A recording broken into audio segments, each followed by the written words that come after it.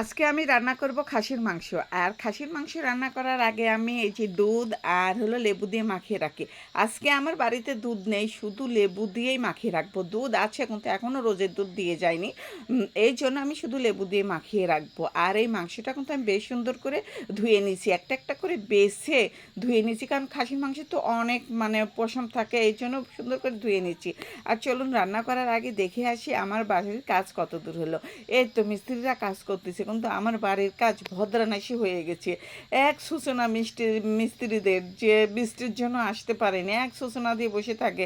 কাজ যে কবে শেষ হবে বুঝতেই পারতেছি না। একদিন যদি কাজ করে মিস্ত্রিরা, আর 5 দিন বসে থাকে। আচ্ছা, মিস্ত্রিরা কি এরকমই? কাজ ধরলে সহজে কমপ্লিট করতে চায় না, কাজ করে শেষ করতে পারে না। এই তো আজ দেখেন 3 দিন ধরে জানলা কপাট লাগাচ্ছে, কিন্তু জানলা কপাট লাগানোই হচ্ছে না।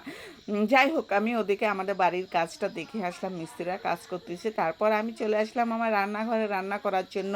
আর এই তো খাসির মাংস রান্না করব। অনেকক্ষণ কিন্তু আমি লেবু দিয়ে মাখিয়ে রাখছিলাম। তারপর পেঁয়াজটা একটু লাল লাল করে ভেজে সব ধরনের ময় মশলা দিয়েছি। মাংস রান্না করতে যা যা ময় মশলা লাগে দিয়েছি, দিয়ে এই যে মাংস মশলা কিন্তু সুন্দরভাবে কষিয়ে নিচ্ছি। আর মাংস রান্না কিন্তু টেস্টি কিন্তু এই মশলাতে।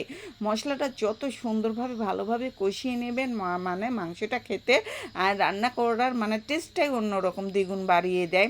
যাই হোক, মশলাগুলো কষিয়ে যে মাংসগুলো দিয়ে দিচ্ছি। আর এই মাংসটা কিন্তু আমি ধুই নেই, লেবু দেওয়ার আগেই যা ধুয়েছি, লেবু দেওয়ার পর কিন্তু ধুই নেই, ওরকমই দিয়েছি। আর লেবু দিয়ে দুধ দিয়ে মাখিয়ে রাখার কারণ কি, মাংসের যে খাসি খাসি যে একটা গন্ধ কয়, সেই গন্ধটা কখনোই লাগে না। রান্না করার পর সেই গন্ধটা লাগে না, আর খেতেও অনেক মজা লাগে। আর আমি মাংসটা শুধু ভুনা ভুনা করবো না, এর সঙ্গে কয়েকটা পেঁপো দিয়েছি। আর পেঁপোগুলো না একটু মোটা মোটা করে কেটে দিয়েছি। আর এই যে কয়েকটা রসুন দিয়েছি। গোটা গোটা রসুন না হলে আমার মাংস খেতে ভালোই লাগে না। আমি মাংস রান্না করলে গোটা গোটা রসুন দেবো। এটা কেন যে আমার কাছে এত মজা লাগে আমি নিজেও জানি না। আচ্ছা, মেয়েদের জীবন এমন কেন? যতটা সহজভাবে নিতে চাই, সহজভাবে জীবনটা সুন্দরভাবে সাজাতে চাই, কিন্তু কখনো তা হয়ে ওঠে না। যত সহজ করতে চাই ততটা কঠিন আর জটিল হয়ে যায়। আচ্ছা, কেন এমন আমাদের জীবনটা? শুধু আমার ক্ষেত্রেই এমন হয় নাকি অন্যদের ক্ষেত্রেও এমন হয় জানি না। আমি আমার জীবনটা, আমাকে নিজেকে আমি সুন্দরভাবে সাজিয়ে গুছিয়ে সব সময় রাখতে চাই, কিন্তু পারি না। মাঝে মাঝে এমন কালবৈশাখী ঝড় আসে, সব কিছু তছনছ করে দেয়। আর সবচেয়ে কঠিন কাজ হলো মানুষ চেনা।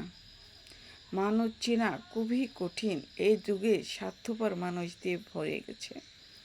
স্বার্থ ছাড়া কেউ এক পা লড়ে না। যাই হোক, আমার কিন্তু মাংসটা রান্না করা হয়ে গেছে। আর পেঁপো দিয়ে মাংস রান্নাটা অনেক মজা হয়েছিল। আর দেখেন কি সুন্দর হয়েছিল, মাশাআল্লাহ। সবাই ভালো থাকবেন, সুস্থ থাকবেন। আজ এই পর্যন্ত, আল্লাহ হাফেজ।